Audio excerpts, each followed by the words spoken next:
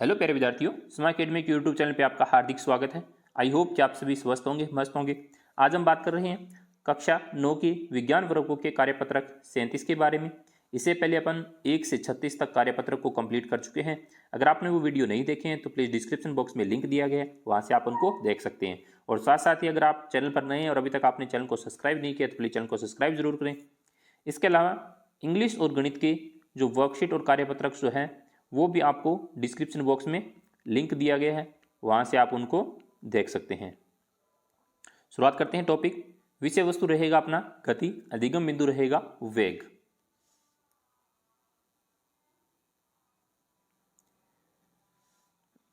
जैसे चित्र को देखकर निम्न प्रश्नों के आपको उत्तर देने हैं। इस चित्र को देखना है।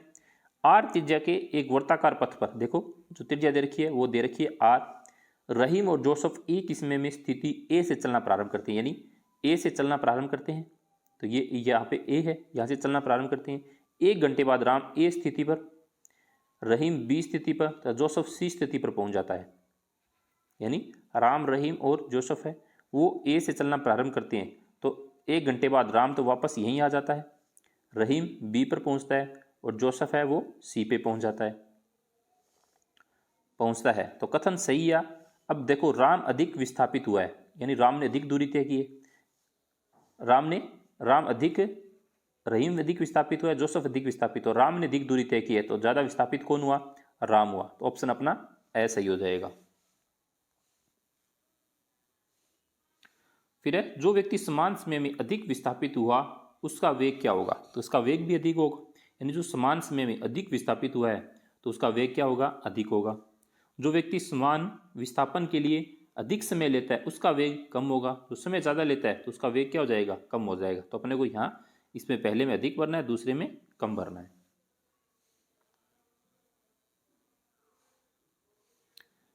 सही कथन पर सही के चिन्ह लगाए। वेग भौतिक राशि विस्थापन के समानुपाती होता है। यानी जो वेग की जो भौतिक राशि होती है वो किसके समानुपाती होती है? विस्थापन के समानुपाती होती है। तो ये अपना राइट है।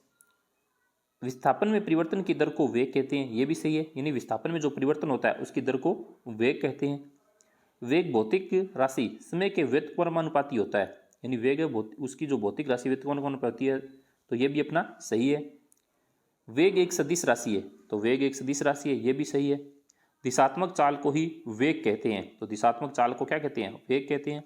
वेग का मान शून्य हो सकता है, तो ये भी सही है। वेग का मान शून्य हो सकता है। जो ये आपको कॉलम दिखाई दे रहा है ये एक्स्ट्रा में है, इसको छोड़ दें।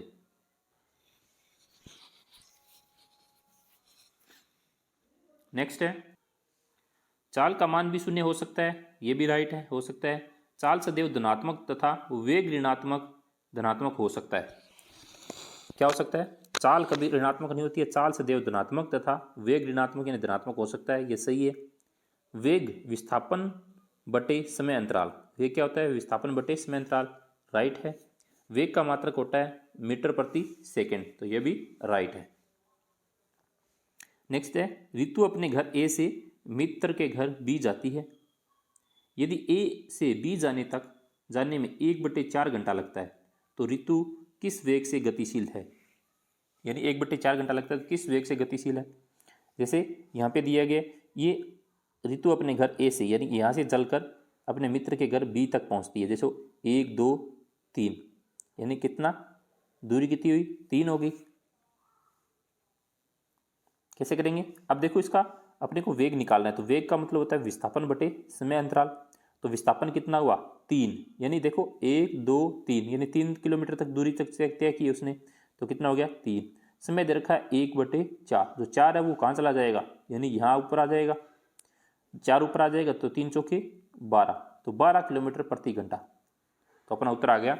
वेग की गतिशील गति कितनी हुई? 12 किलोमीटर प्रति घंटा की। अगला है मोहन x से y तक न्यूनतम दूरी वाले मार्ग पर चलता है। यदि उसे 14 सेकंड लगते हैं तो उसकी दिशात्मक चाल होगी। यानी जो मोहन है वो x से y की दूरी तय करता है, जैसे यहाँ से यहाँ की दूरी तय कर रहा है और उसकी न्यूनतम दूरी वाले मार्ग पर चलता है, 14 सेकंड लगते हैं।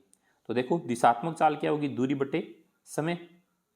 क्या होगी? दूरी बटे समय। तो देखो यहाँ से चलेगा यहाँ तक उसका 7 है, 7 ये आगे 14, तो 14, और दूरी उसको समय कितना लगता है, 14 सेकंड लग रहे हैं। 14 से 14 को काटा 1 मीटर प्रति सेकंड इसका आंसर आ जाएगा।